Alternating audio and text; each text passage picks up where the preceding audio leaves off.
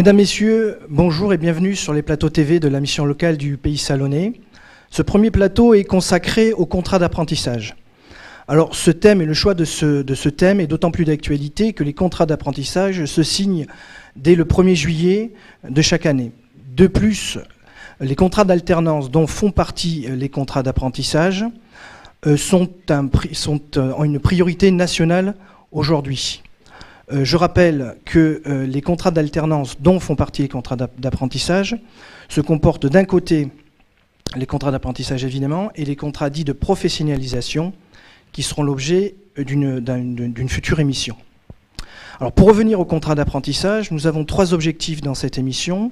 Le premier, c'est de vous informer, c'est-à-dire que nous espérons que cette émission soit pour vous un outil dans vos futures recherches.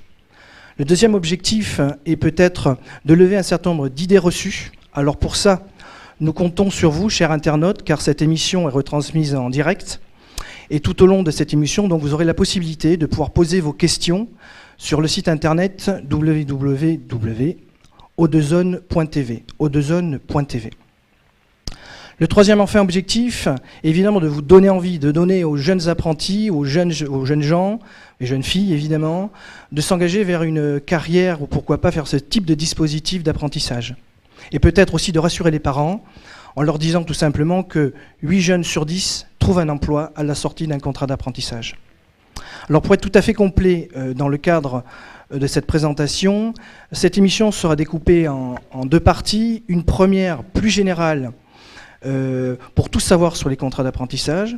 Une deuxième partie plus concrète avec les entreprises, car pas d'entreprise, pas de contrat d'apprentissage. Alors je vais à présent vous présenter nos invités, et je vais donc me tourner, évidemment, changement de fiche évidemment. Donc je vais me tourner vers Madame Séverine Blin, qui représente la mission locale du Pays Salonnais. Alors je crois que ce qui est important aussi à dire et de souligner, c'est que cette émission est à l'initiative de la mission locale du Pays Salonnais. Et donc ma première question, alors non, je vous poserai la question tout à l'heure, en effet. Je vais continuer présentation et donc m'adresser à mademoiselle donc Charlotte Huguet. Donc vous êtes en recherche d'un contrat d'apprentissage coiffure actuellement. Je me tourne enfin vers Madame Brigitte Gibert, vous représentez l'Éducation nationale. Vous êtes principale du collège Lucie Aubrac et vous êtes coordinatrice du bassin Salon de Provence. Et à vos côtés, Madame Sabine Feigniello, vous représentez le centre de formation des apprentis municipaux de Salon de Provence et vous êtes chargée de développement. Voilà. Alors j'en reviens évidemment à ma première question. Et je répète en effet que cette émission est à l'initiative de la mission locale du Pays Salonnais. Et justement, pourquoi cette mobilisation autour de l'apprentissage ? Alors, pour plusieurs raisons. La première, vous l'avez dit tout à l'heure, les contrats d'apprentissage se signent à partir du 1er juillet prochain. Autre raison, nous arrivons en fin d'année scolaire, donc pour certains jeunes, eh bien, c'est tout un tas de questionnements sur leur orientation scolaire et orientation professionnelle de façon plus large. Et puis, je crois que l'État et la région en font une priorité des signatures de contrats en alternance. Localement, nous souhaitons aussi vraiment mettre l'accent sur ces contrats. Et donc, en partenariat avec Pôle emploi et l'ensemble des partenaires présents sur ce plateau, nous avons souhaité développer une action qui s'appelle Bourse à l'alternance. Je crois qu'on y reviendra un petit peu plus tard dans l'émission. Cette émission, en tout cas, s'inscrit vraiment dans le cadre de cette bourse à l'alternance. Alors, je demanderai aux internautes et aux spectateurs d'être assez indulgents, puisque c'est vraiment une première pour nous. C'est un coup d'essai, donc voilà, c'est la raison pour laquelle nous sommes là aujourd'hui. Essayer de répondre à l'ensemble des interrogations des jeunes et de leurs parents sur les contrats d'apprentissage de façon globale. Je vous remercie. Alors, donc nous parlons donc des contrats d'apprentissage. Donc je vais m'adresser maintenant à Madame Feigniello, qui représente donc le centre de formation des apprentis, et vous poser une question toute simple. Qu'est-ce qu'un contrat d'apprentissage ? Bonjour, oui. Alors un contrat d'apprentissage, c'est tout simplement un contrat à durée déterminée, un CDD, régi sous la loi du droit commun du travail. Donc ce contrat est signé par plusieurs personnes, donc on va dire l'entreprise d'une part, par le jeune qui a le souhait de se former, et puis le responsable légal si le jeune est mineur. Il y a un visa du CFA choisi par l'entreprise. Et en toute fin de contrat, il y a la chambre des métiers ou la chambre de commerce et d'industrie. Ça peut être aussi la chambre d'agriculture, donc les chambres consulaires, qui visent ce contrat. Voilà, c'est un contrat qui est ouvert aux jeunes à partir de l'âge de 16 ans jusqu'à 25 ans révolus, en sachant qu'un jeune qui a moins de 16 ans peut signer un contrat d'apprentissage sur dérogation. Voilà, comme vous l'avez dit tout à l'heure, c'est à partir du 1er juillet jusqu'au 31 décembre. Alors quand on dit 1er juillet, c'est pas la signature effective du contrat, puisque des contrats se signent d'ores et déjà.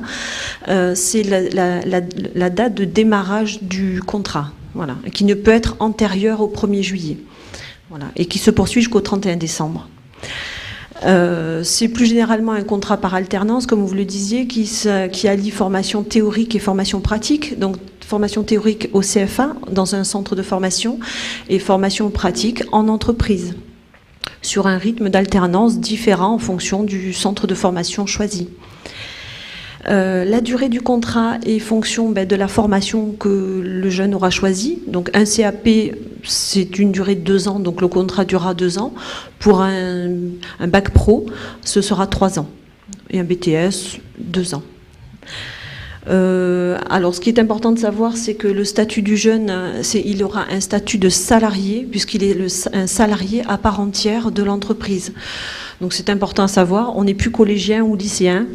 Donc ça, si vous voulez, c'est vrai que ça ouvre d'autres perspectives pour le jeune. Et en tous les cas, les congés, c'est terminé, quasiment. En ce qui concerne le salaire, le jeune pourra toucher entre 25 jusqu'à 78% sur la base du SMIC. Voilà. Pour finir sur la partie, on va dire, assez technique du contrat d'apprentissage, ce contrat l'entreprise a obligation de nommer ce qu'on appelle un maître d'apprentissage. Ce maître d'apprentissage qui doit remplir certaines conditions pour pouvoir former le jeune tout au long de son parcours de formation. Voilà. Madame Fénilhomme, je vous remercie de ces renseignements. Donc maintenant, nous savons ce qu'est un contrat d'apprentissage. Je me tourne maintenant vers Madame Brigitte Gibert, l'Éducation nationale. Donc maintenant, comment choisir un contrat d'apprentissage? Où trouver l'information? Et on a en effet parlé des diplômes. On sait qu'un contrat d'apprentissage égale un diplôme. Pouvez-vous nous en dire un petit peu plus? Alors c'est vrai que en ce qui concerne l'éducation nationale, on se place un petit peu en amont par rapport à la signature d'un contrat, et les questions que peuvent se poser les internautes, c'est bien sûr qui informe, comment on informe dans les établissements scolaires, et quelle est la cible de l'information. Alors qui informe? Eh bien essentiellement dans les collèges, les professeurs principaux et les conseillers d'orientation. Au lycée également. Comment on informe? Dans tous les établissements scolaires, il y a un programme d'information à l'orientation qui ne concerne pas uniquement les contrats d'apprentissage, mais l'ensemble des informations sur l'orientation. Et quelle est la cible? Alors particulièrement pour les contrats d'apprentissage, la cible en collège, ce sont actuellement, hélas, des élèves de 3e qui sont en difficulté scolaire. Donc on s'adresse... parce qu'on manque peut-être de partenariats et d'informations beaucoup plus professionnelles concernant l'apprentissage. Et on cible beaucoup, parce qu'on est dans l'urgence, des élèves de 3e qui ont des difficultés et qui ne peuvent pas suivre l'enseignement général. Donc c'est ce que vous disiez tout à l'heure, il y a quand même un défaut, c'est que c'est un choix, souvent, par défaut. Et c'est bien dommage. Donc voilà, on cible ces élèves-là, et je pense qu'il y a encore beaucoup de chemin à faire pour que la voie de l'apprentissage soit vraiment considérée comme l'ouverture royale sur l'emploi. Et ce travail, il ne peut se faire qu'en partenariat avec les CFA, les missions locales, les entreprises. Alors, comment on informe les élèves? Eh bien, on leur présente, ils font tous en troisième des stages en entreprise, donc ils rencontrent des professionnels, et on essaie de les aiguiller le plus possible, avec le conseiller d'orientation, vers des choix, quelque chose qu'ils ont choisi, un métier choisi, une formation choisie. Voilà, après je répondrai peut-être à des questions. Oui, vous disiez peut-être également au niveau des diplômes, en effet, qu'il y avait peut-être une difficulté au début d'un choix, mais que c'était aussi la possibilité de repartir en choisissant une voie parallèle. Tout à fait, parce que les enfants ne sont pas tous faits de la même manière et que l'enseignement général ne leur convient pas à tous, malgré le fait qu'ils puissent avoir des compétences.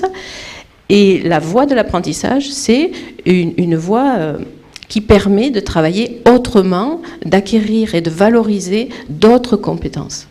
Et les diplômes, bien entendu, nous, on parle essentiellement des CAP en troisième à cause de la dérive dont je vous parlais tout à l'heure, mais il existe, bien sûr, toutes sortes de diplômes qui peuvent être préparés d'une façon différente par l'apprentissage, mais aussi par la formation généraliste. Voilà. Madame Gibert, je vous remercie. On a donc compris que c'était une autre voie vers la formation et vers un diplôme. Alors justement, je me tourne donc vers mademoiselle Charlotte Huguet, qui est donc aujourd'hui en recherche d'un contrat d'apprentissage, coiffure. Et ça sera l'occasion de peut-être connaître un petit peu votre démarche et vos difficultés aussi peut-être, et tout simplement, où en êtes-vous? Alors aujourd'hui, je suis toujours à la recherche d'un contrat d'apprentissage. Je n'ai pas encore eu de réponse de patron. Donc pour procéder à mes démarches, d'abord je prépare mes CV. Ensuite, je vais de moi-même voir les employeurs à leur salon, donc je me présente. Après, j'attends leur réponse et je leur rappelle 1 à 2 semaines après. Donc dans le CAP d'apprentissage, il y a quand même des difficultés. Rapprochez un petit peu votre micro, s'il vous plaît. Oui. Il y a des difficultés, c'est des fois... Les premières fois, on ne sait pas trop comment se présenter devant les patrons, ce qu'il faut dire. Et quand on sort du salon, on se dit j'aurais pu dire ça, puis ça. Et quand on arrive chez nous, en fait, il faudrait prendre une feuille et marquer nos idées sans apprendre par cœur, mais pour la suite retenir. La difficulté aussi, moi, à mon âge, c'est je n'ai pas mon permis. Donc il faudrait que ça m'aiderait à élargir mon horizon. Ensuite... j'ai eu mon CAP d'esthétique à 2 ans, mais je l'ai fait en école privée. Et j'ai décidé aujourd'hui de le faire en alternance pour avoir une nouvelle expérience. D'accord. Ah ben écoutez, c'est formidable. Je vois qu'il y a beaucoup de courage. Je ne doute pas que les patrons qui nous regardent, les patrons de coiffure, puissent retenir votre candidature. J'espère. Donc merci à vous. Donc nous allons peut-être maintenant passer aux questions des internautes. Alors je ne sais pas si nous avons quelques questions qui nous sont arrivées pour pouvoir complémenter évidemment le sujet de cette émission. Merci. Alors une première question. Donc j'ai entendu dire que c'est plus dur de faire le même diplôme en apprentissage que dans un lycée professionnel. Est-ce vrai ? Alors, c'est une question qui peut être posée à la fois à l'Éducation nationale et au Centre de formation des apprentis. Je ne sais pas qui souhaite répondre à cette première question. Donc, j'ai entendu dire que c'était plus dur de faire le même diplôme en apprentissage que dans un lycée professionnel. Alors, je ne sais pas ce qu'il y a derrière la question, mais c'est vrai qu'on a quelquefois ce discours-là. Lorsque les jeunes nous posent la question, qu'est-ce qui est plus facile de faire, lycée professionnel, le CFA? Donc on répond que ça dépend du jeune, bien entendu. Mais la difficulté en apprentissage, c'est qu'il faut à la fois préparer le diplôme avec les enseignements généraux qui seront à l'examen et en même temps travailler, puisqu'il s'agit d'un contrat de travail. Et que donc, ça demande beaucoup plus d'investissement et de temps pour préparer le même diplôme dans le même temps, 2 ans. Tout à fait. Effectivement, quand on reçoit les jeunes, nous, on leur précise bien que c'est un diplôme d'État. On suit nos professeurs, donc ce sont des professeurs qui arrivent du rectorat, hein, et ils suivent le référentiel académique du diplôme. Donc il s'agit du BTS, du Bac Pro ou du BTS ou du CAP. Ils suivent effectivement le même nombre d'heures de formation. La difficulté étant qu'ils auront beaucoup moins de congés que lorsqu'on est en formation initiale, hein. Donc puisqu'ils ont toutes les 5 semaines, 2 semaines de congés quand ils sont au lycée ou au collège. Et c'est vrai que là, comme on est des salariés, on ne peut pas prétendre à poser des congés tout de suite. Donc ils ont la première année où il va falloir travailler et aller à l'école et se lever tôt le matin et justifier toutes les absences à chaque fois que l'on ne peut pas se présenter en entreprise ou au CFA. Voilà. Donc effectivement, on peut considérer que c'est plus dur, mais il y a quand même d'autres compensations à la sortie de ce contrat.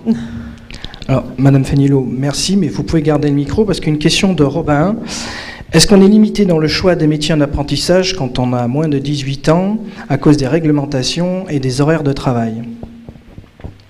Alors, je dirais qu'on n'est pas limité dans le choix de la formation, puisque nous, on a des jeunes qui se préparent à tout diplôme à partir de l'âge de 15 ans sur dérogation. Maintenant, c'est vrai qu'il est plus compliqué d'avoir choisi le métier de boulanger ou de pâtissier parce qu'il va falloir se lever tôt le matin, plutôt qu'un métier de vendeur, bien que, je veux dire, chaque métier a sa contrainte. Mais il est vrai que c'est peut-être un petit peu plus difficile, mais ceci dit... Donc, je vous remercie. Alors également, il y aura une question de Caroline, alors peut-être une question à la mission locale. Est-ce qu'il y a des aides pour se déplacer en tant qu'apprenti ? Car j'ai peut-être trouvé un contrat à 8 km de chez moi, ce qui répondra peut-être aussi à la question de cette jeune fille. Alors oui, en effet, il existe des aides à la mobilité. Alors à la fois pour se déplacer de son domicile sur le lieu de formation, vers le lieu de formation, et également des aides de son domicile au lieu de travail. Il y a notamment des aides du conseil régional. Je pense à la carte solidarité, je pense également à une carte qui va se mettre en place très prochainement, je crois que c'est la carte Zou, qui devrait se mettre en place au 1er septembre 2011. Et puis localement, nous travaillons avec un partenaire qui s'appelle TMS, Transport Mobilité Solidarité, et qui a pour vocation d'aider les personnes, quel que soit leur âge, d'aider les personnes dans leur déplacement, par des prêts de véhicules, des prêts de mobilette et par du transport aussi micro-collectif. Je pense également à une autre aide qui est le crédit mobilité. Donc là, en fait, il suffit simplement de se présenter à la mission locale, de rencontrer un conseiller et puis en fonction de la situation du jeune, on pourra explorer toutes les pistes possibles. Voilà. Madame Séverine Brel, merci de cette réponse. Alors je vais me tourner maintenant vers Madame Brigitte Gibert, l'Éducation nationale, parce qu'on a une question qui peut-être en effet va... on se posait la question de lever un certain nombre d'idées reçues, en voilà une peut-être. On nous parle beaucoup d'apprentissage, mais j'ai l'impression que cette voie est très dévalorisée encore aujourd'hui. Je me pose des questions par rapport à ma fille qui voudrait devenir fleuriste en apprentissage.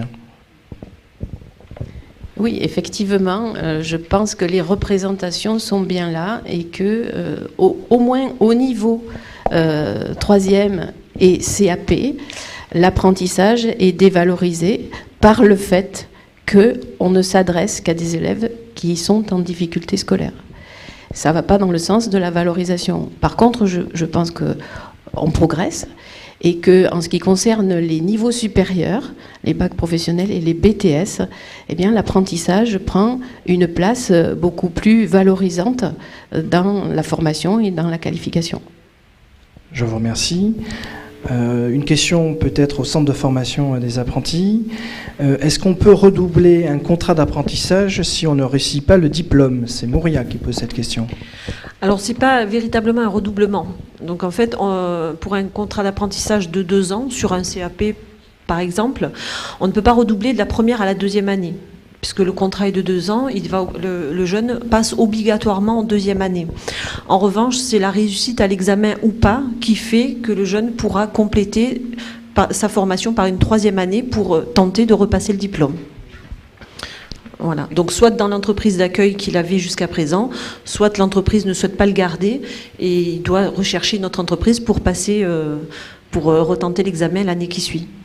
Madame Finot, merci. Alors peut-être encore une question, et ça c'est intéressant. Donc c'est dans le cadre des parents, et en effet au niveau des aides et surtout des déclarations. Alors la question, mes parents doivent-ils déclarer le salaire de leur enfant apprenti aux impôts? Première question, mais il y en a une autre aussi sous-jacente, c'est est-ce qu'ils ont toujours droit, eux, aux aides des allocations familiales, etc. Alors, effectivement, les parents doivent déclarer au centre des impôts le salaire de l'apprenti, mais il n'est pas pris en compte dans le cumul du ménage, hein, dans les montants déclarés par la famille. Voilà. En revanche, en ce qui concerne l'APL, ou les allocations familiales. Les allocations familiales restent dues aux parents si le jeune ne dépasse pas en termes de salaire 55% du SMIC. Donc ça touche quand même une grosse partie des apprentis. Il faut vraiment avoir plus de 21 ans pour toucher plus de 55% du SMIC. Merci. Alors toujours une même question au niveau de l'apprentissage. Peut-on signer un contrat d'apprentissage à 14 ans ? Alors, à 14 ans, non. En revanche, il y a plusieurs conditions. Un jeune peut donc signer en dessous de l'âge de 16 ans. Il faut qu'il ait minimum, alors il peut avoir 14 ans et demi, mais avoir fini son année scolaire de 3e. Il faut qu'il ait suivi tout le cursus du collège, de la 6e à la 3e, et qu'il ne sorte pas de l'insertion. 3e générale. Voilà. Donc, pour cette année, ce sont les jeunes qui sont nés en 96, qui n'ont pas 16 ans. Pour les jeunes qui ont 16 ans cette année, il n'y a pas de condition de dérogation. Je vous remercie de cette réponse. Alors, peut-être une question au niveau de l'éducation nationale, plus générale. On parlait justement de contrat d'apprentissage égal à un diplôme. Jusqu'où on peut aller finalement? Parce qu'on peut partir du CAP, mais on peut aller jusqu'à ingénieur. Je pense que c'est plus une question. Plus une question au centre de formation. Si vous voulez, je peux y répondre, mais ceci dit, ça peut concerner également l'éducation nationale. Enfin, ceci dit, maintenant, c'est vrai que l'apprentissage, on va dire, est ancré quand même sur des formations de niveau 5 et sur des métiers ancestraux, on va dire. C'est vrai que l'apprentissage était plutôt dédié à cela. Maintenant, ça se développe de plus en plus et on peut passer aussi bien un diplôme de niveau 5, donc du CAP, jusqu'au diplôme d'ingénieur et sur tout type de domaine d'activité. Voilà. On va dire qu'un des secteurs les moins représentés dans l'apprentissage et non pas dans la professionnalisation, ça reste encore le domaine du secteur de l'aide à la personne. Sinon, on peut passer un contrat d'apprentissage sur beaucoup de secteurs d'activité. Donc c'est assez large. Donc c'est très large. Il y a de quoi s'informer et trouver éventuellement des formations dans tous les domaines. Tout à fait. Moi, j'invite les jeunes à aller rejoindre le site de la région. Donc sur le conseil régional, il y a tout un book qui est mis à disposition que l'on peut télécharger, qui donne toutes les formations possibles en région PACA déjà en apprentissage. Merci de cette réponse. Alors, avant d'attendre quelques autres questions des auditeurs, je vais me tourner vers la mission locale et peut-être que Madame Séverine Blum pourrait nous donner des informations quant à ces fameux mardis de bourse à l'alternance. Voilà, donc tout à l'heure j'ai parlé très brièvement de la bourse à l'alternance. Donc c'est un dispositif que nous mettons en place localement qui a été initié en 2010 et qui a donné des résultats satisfaisants puisque nous avons permis à 127 jeunes sur l'année 2010 de concrétiser des contrats d'apprentissage et des contrats de professionnalisation. Donc ça se passe de la manière suivante. Les jeunes qui sont en quête d'un contrat d'apprentissage peuvent se présenter directement à la mission locale. C'est tous les mardis matins, on appelle ça les mardis de l'alternance, tous les mardis matins de 9h à midi, et là, donc, il y a la possibilité de bénéficier d'un accompagnement personnalisé. On sait très bien qu'un jeune à 16-18 ans ne va pas pouvoir valoriser, je dirais, se présenter à un employeur de la même façon qu'un jeune qui a 21 ans et qui qui est justifié déjà d'une petite expérience professionnelle ou d'une grosse expérience professionnelle. Donc là, en fait, on essaie d'adapter notre accompagnement à ces jeunes en les outillant, puisque, ça je crois qu'on l'abordera après, mais en les outillant avec un CV, une lettre de motivation, les aidant à se préparer à un entretien d'embauche. On sait que c'est le parcours du combattant, c'est pas toujours évident, donc on est là vraiment pour les épauler. C'est-à-dire qu'au sein de la mission locale du Pays Salonnais, il y a des conseillers spécialisés qui sont en charge d'aider ces jeunes dans leur démarche. Voilà. Alors, merci. Alors, justement, peut-être hors plateau, nous avions avec Charlotte Huguet discuté un petit peu et vous aviez, grâce à la mission locale, pu travailler votre CV. Je crois également que vous aviez eu des adresses. Alors, racontez un petit peu comment ça a pu se passer pour vous. Est-ce que ça a été justement profitable ? Non. Non, je n'ai pas eu de réponse. Vous n'avez pas eu de réponse, mais vous avez travaillé votre CV, je crois. Bien sûr, oui, j'ai travaillé mon CV. J'étais contente du résultat. Les ateliers sont très agréables. On apprend quand même plus de choses que ce qu'on le croit. Et voilà. Donc plutôt positif. Oui. Voilà. Oui, maintenant, oui. vous attendez évidemment les réponses et les retours de ces fameux patrons. Voilà. Mais je ne doute pas qu'ils arriveront très vite. Donc je ne sais pas si on a quelques questions des internautes encore, voilà, puisque nous arrivons peut-être bientôt à la fin de cette première partie. Donc, alors, j'ai fait un CAP de cuisinier. Après un stage et après 2 ans de chômage, suite au bac, j'ai retrouvé un job immédiatement après. Je veux dire à tous les jeunes que l'apprentissage, c'est super. D'accord, ça c'est une bonne question. Donc nous sommes bien avancés. Mais enfin, ça veut dire que quelque part, il y a des jeunes qui s'en sortent et qui trouvent une nouvelle voie, et certainement une voie royale. Écoutez, je pense qu'on va sur cette belle intervention qui n'était pas une question, mais plutôt un témoignage d'espoir et d'encouragement. Nous allons conclure ce plateau. Donc je crois que, en effet, nous savons aujourd'hui qu'un contrat d'apprentissage, c'est un mariage à 4. Je crois qu'il s'agit donc d'une rencontre entre une entreprise, entre évidemment le centre de formation des apprentis, évidemment le maître de stage et l'apprenti. Nous savons qu'un contrat d'apprentissage, c'est égal à un diplôme. Un contrat d'apprentissage égale un diplôme. Et nous savons aussi qu'un contrat d'apprentissage est égal à un statut, et c'est un statut de salarié. Donc nous allons maintenant, je pense, arriver à la fin de cette émission, à cette première partie. Je pense que nous allons entendre, je pense, un jingle TV qui a été réalisé par la mission locale du Pays Salonnais. Il s'agit d'un jingle qui était un jingle radio, je crois, au départ. Alors peut-être quelques mots là-dessus, et puis... Je vais compléter vos propos. Donc nous avons voulu communiquer auprès des jeunes en diffusant des spots radio. Et il faut savoir que, en fond, en visuel, vous aurez donc quelque chose qui a été créé par O2Zone TV, donc qui est notre partenaire aujourd'hui, ainsi que l'équipe des jeunes reporters d'MLProd, les jeunes reporters de la mission locale du Pays Salonnais. Voilà. Alors, donc, nous allons bientôt faire partir ce spot. Donc, simplement vous dire qu'on va se retrouver maintenant, la première partie est terminée. Je remercie les invités de s'être déplacés, d'être venus jusqu'à nous. Nous allons maintenant passer à la partie concrète du deuxième plateau et de cette émission, c'est-à-dire la rencontre avec les entreprises. Donc, je vous dis à tout de suite.